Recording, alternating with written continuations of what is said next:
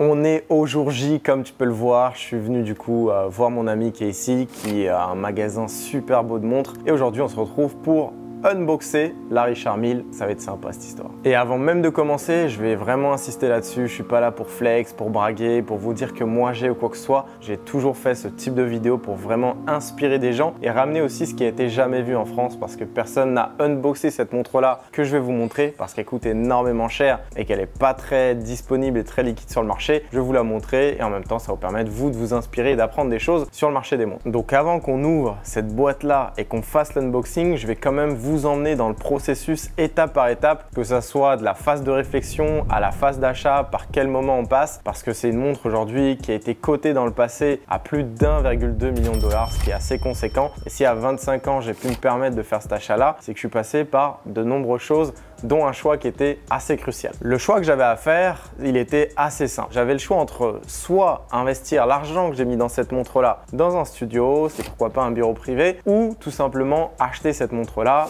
Et au final, au lieu de continuer à investir dans l'immobilier, parce qu'aujourd'hui c'est ma plus grosse ligne d'investissement, j'ai préféré me faire plaisir et investir dans cette montre que je voulais depuis très longtemps. Et à ce moment-là, je me suis posé une question simple, c'est que l'ARM, et notamment ce modèle-là, c'est un rêve que j'ai depuis 4 ans. Et je me suis dit, ok, Mohamed, arrête d'investir uniquement sur des choses qui vont te rapporter de l'argent, même si celle-ci elle va m'en rapporter, mais investis aussi sur ton plaisir, sur ton confort, vraiment apprécier le moment. Et pour moi, ça c'était la fin de jeu, je vous mens pas. Donc on arrive vraiment au sommet pinnacle et je me suis dit, bah allez, je vais me faire un kiff, je vais me l'offrir et on verra de quoi est fait l'avenir. Et ça m'a même reboosté. Et pour vous dire, depuis que je l'ai acheté, en l'espace de 2 mois, elle a déjà été rentabilisée. Donc je l'ai acheté en novembre 2023. Maintenant, je vais quand même insister là-dessus parce qu'il y a plein de personnes qui vont forcément voir cette vidéo et pas trop comprendre. Je vous recommanderais quand même de commencer par investir dans l'immobilier au début, que ce soit votre résidence principale, que ce soit de l'investissement.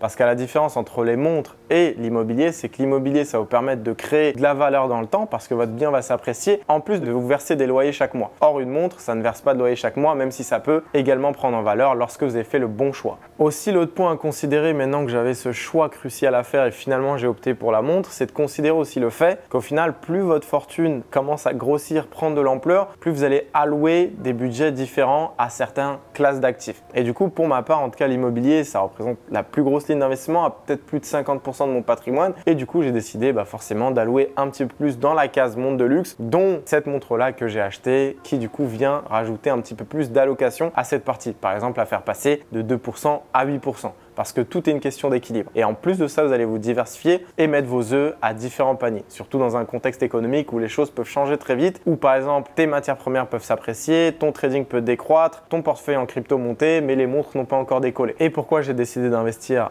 encore une fois dans cette catégorie qui s'appelle les montres? Pour la raison simple que, en fait, aujourd'hui, tout est un peu décalé. Au moment où je tourne cette vidéo, on est en décembre 2023, c'est-à-dire que le cours du Bitcoin est à peu près à 43 000 $. Tout est un peu décalé. On est sur les plus hauts, sur les indices américains. Et finalement, les montres, on est encore au plus bas, donc on est au bottom. Et quand on est au bottom, forcément, on achète et on accumule pour anticiper un cycle haussier dans les prochains mois, voire les prochaines années. Et vous verrez qu'à travers le temps, cette vidéo me donnera raison. D'ailleurs, pour vous donner un petit peu de contexte, parce que je sais que là, vous commencez à vous impatienter. Allez, Mohamed, ouvre la boîte, montre-nous, il y a quoi? Cette montre-là, également, je l'ai achetée ici. Je vous mettrai le Instagram du shop dans la description. Je l'ai acheté à peu près à 120 000 € si je me trompe pas. D'ailleurs, si tu l'as pas encore vu, j'ai un unboxing de cette montre-là qui est disponible sur ma chaîne YouTube. Et cette montre, au plus haut, elle était cotée entre 250 et 300K. Donc pareil, on construit, on bâtit sur l'année 2023 pour du coup espérer des profits sur l'année 2024, 2025, en plus de kiffer porter ces montres-là. Maintenant, on en vient au processus de décision. Qu'est-ce qui m'a fait que j'ai acheté cette montre-là plutôt qu'un autre modèle, par exemple racheter une Patek Philippe, reprendre une autre marque Piguet ou choisir un autre modèle de RM? J'ai toujours été fan de Richard Mille parce que pour moi, c'était la fin du jeu. Je le répète encore une fois, et c'est des montres un peu qu'on voit pas tout le temps, qu'on voit très rarement et qui sont super élégantes, super sportives. Mais j'ai hésité entre les différentes catégories qu'il y a dans cette marque-là, notamment la RM3502 et d'autres modèles, par exemple comme la Bubba Watson que je vais vous mettre à l'écran. Donc je savais que je voulais une Richard Mille. Après avoir atteint un certain palier, je savais que je voulais un modèle plutôt blanc et je savais que je voulais également une montre sportive parce qu'ils ont différentes catégories et différentes références. Et du coup,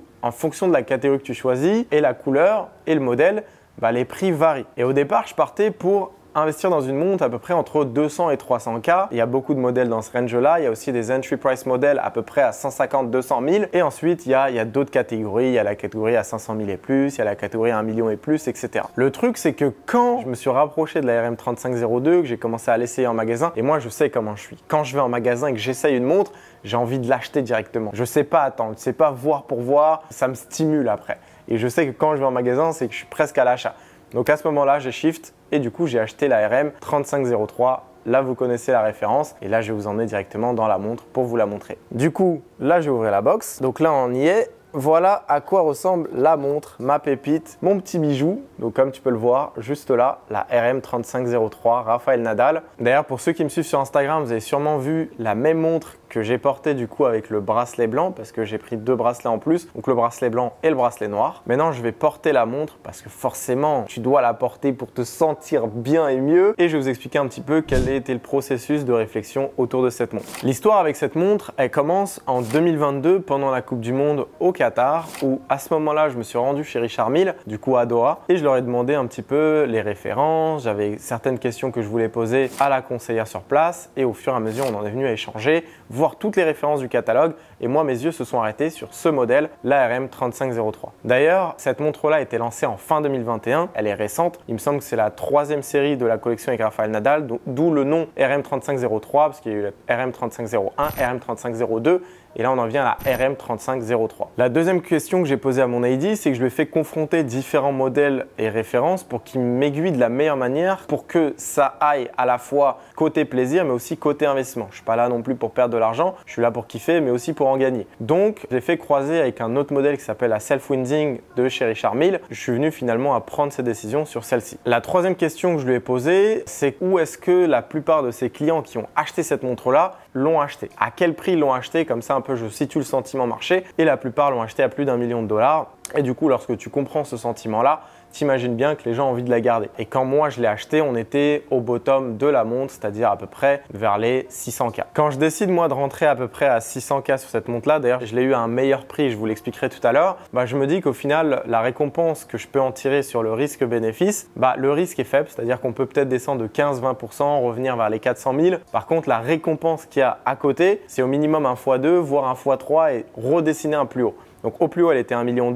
Pour vous donner le prix exact auquel je l'ai acheté, moi je l'ai acheté à peu près à 570 000, donc dollars, 550 000 euros à peu près. Et du coup, la récompense, c'est de revenir à peu près à 1 million, voire 1,2 million, voire 1,5 million, voire plus, à condition du temps auquel forcément vous allez la garder et quel état vous allez pouvoir la conserver. Donc ça, c'est pour vous faire comprendre qu'il y a tout un processus dans le temps qui fait qu'on en vient à acheter une montre de ce calibre-là. Je ne suis pas venu du jour au lendemain me dire « Ok, let's go, c'est parti ». Non, j'ai commencé à m'y intéresser en 2022. Ça fait 4 ans que je suis investi dans les montres. J'ai eu ma première Rolex à Paris en 2020. Là, on arrive sur l'année 2024, donc d'où les 4 ans étalés. Et au fur et à mesure, tu en viens forcément à passer par des erreurs, des bonnes choses que tu as faites. Mais moi, je me dis toujours que je suis prêt à acheter, mais à quel prix je suis prêt à acheter? Et je considère ce facteur en plus de l'aspect esthétique et tout ce qui peut être autour de cette montre-là. Dans tout ce processus de décision, il y avait un seul modèle que je ne voulais absolument pas. Donc pour moi, il y a un modèle à bannir de chez Richard Mille de mon côté. Et ce modèle-là, je voulais pas du tout l'approcher. C'est la RM011 parce que pour moi, cette montre a été trop copiée, il y a trop de fake de cette montre, il y a trop de personnes qui portent cette montre dans le modèle faux. Donc forcément, ça m'en écarte. Par contre, essayer de reproduire cette montre-là avec les mêmes caractéristiques, le rotor papillon, etc., c'est beaucoup plus complexe. Et d'ailleurs, c'est pour ça que tu n'en vois jamais dans la rue. Et peut-être que vous, c'est la première fois que vous voyez cette RM à un poignet ou quelqu'un même qui vous explique un petit peu par quelle étape il est passé avant de l'acheter. Donc quand tu achètes cette montre, tu as la boîte de la montre. Ensuite, tu as pareil cet habitacle du coup où la montre reste tout simplement. Donc voilà à quoi ça ressemble. Donc comme tu peux le voir, la montre est placée au milieu. Ensuite, vous avez du coup le catalogue. Donc là où il y a un peu le book de la montre, le carnet de service. Et vous avez également le certificat de garantie. Donc chez RM, ce n'est pas des cartes de garantie comme chez Rolex, c'est directement un certificat de garantie. Vous essayez de le faire comme vous voulez, vous pouvez le plastifier, vous pouvez le conserver dans un coffre-fort. Parce que si vous perdez ce papier, forcément la montre décote de 20-30% parce que les gens ne veulent pas acheter de montre sans certificat de garantie. Donc le certificat est juste ici. C'est une montre qui a été achetée en 2022 à Las Vegas. Et du coup, moi, je suis le second owner de cette montre-là et je l'ai achetée du coup à Dubaï. Donc là, on a un petit bout qui vient s'accompagner dans le catalogue de la montre, donc qui explique un petit peu la référence de la montre, qui explique aussi la réserve de la batterie, donc combien de temps ça peut tourner sans que vous l'ayez au poignet. Ça vous explique aussi les matériaux utilisés, donc il y a du titane, il y a du carbone. Ensuite les fonctions, donc il y a une fonction sport ici. Sur le rotor, vous avez 3 modes, du coup le mode neutre auquel vous restez tout le temps lorsque la montre vous l'avez au poignet. Le mode winding, donc pour changer un petit peu l'heure. Donc sur cette montre là, il n'y a pas de date. Et vous avez le mode end setting, et il me semble que ça c'est un autre mode que j'ai pas encore exploité. Et ensuite vous avez l'Notebook qui est du coup le carnet de service. C'est une montre du coup qui est garantie sur 5 ans, et le service technique à faire avec cette montre là, c'est comme le contrôle technique d'une voiture, c'est tous les 3 ans. D'ailleurs dans le carnet de service du coup,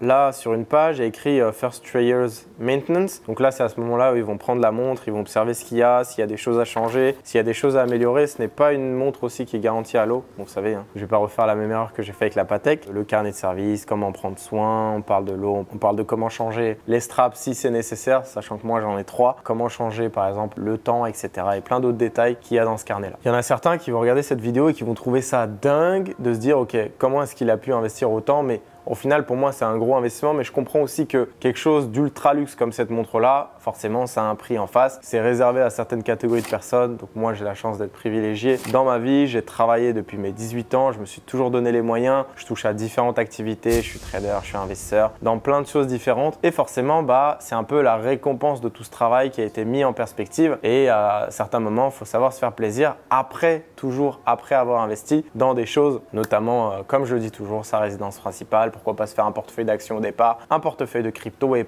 après pourquoi pas en venir à des investissements exotiques, que ce soit les montres, les ETF, ou même investir dans des pays ou dans des matériaux. Bref, il y a plein de choses à faire, mais il faut savoir générer du cash et savoir où mettre ce cash là pour qu'il fasse des bébés et qu'il devienne de plus en plus grand dans le temps. Ça me permet aussi de fermer la boucle dans l'industrie dans laquelle je me suis inscrit. Donc certes, la boucle a été fermée en peu de temps pour moi, parce que 4 ans pour un passionné de montre, ça représente absolument rien. 4 ans où tu passes, comme je le dis, par le Big Four, que ce soit Rolex, Audemars, Patek Philippe, et enfin là, la première Richard Mille. Mais pour moi, c'est le rêve que j'ai toujours voulu. Maintenant, je ne pensais pas être accompli, pouvoir l'accomplir en 4 ans, mais ça a été fait. Et voilà, je peux souhaiter que de la bénédiction et de la positivité aux gens qui regardent cette vidéo, et constante ambition de pareil, passer étape par étape, et surtout d'avoir une signification tangible à leur réussite, parce qu'à la différence d'autres choses, une montre, c'est quelque chose que tu portes, dans laquelle tu te sens bien, et forcément, tu as aussi cette reconnaissance sociale d'en porter une de qualité et d'une marque prestigieuse comme Richard Mille. Aussi, c'est ma 7e montre, c'est-à-dire que je me suis pas levé un jour et je me suis dit ok, on commence par là. Non, c'est ma 7e montre, donc elle ferme la boucle. Au total, ma collection là à peu près à 1 million au jour où je parle, donc ça peut que ça soit plus dans le futur. Et comme je l'ai dit précédemment, c'est toujours une histoire d'allocation. C'est pas une chose par laquelle on commence, mais si vous avez la possibilité aujourd'hui par exemple de vous fournir des montres en boutique, ne loupez pas ce coche là, parce que ça ne peut être que du positif et que s'apprécier dans le temps, en plus de porter ces belles pièces à votre poignet. Donc voilà les gars, j'en viens à la fin de cette vidéo. J'espère en tout cas vous avoir inspiré, vous avoir donné l'étincelle. Peut-être que vous avez jamais eu l'occasion peut-être de rentrer dans un magasin Richard Mille, ou peut-être eu l'occasion de penser à ça. Mais moi, mon but, c'est toujours de me dire la même chose. Je prends votre cerveau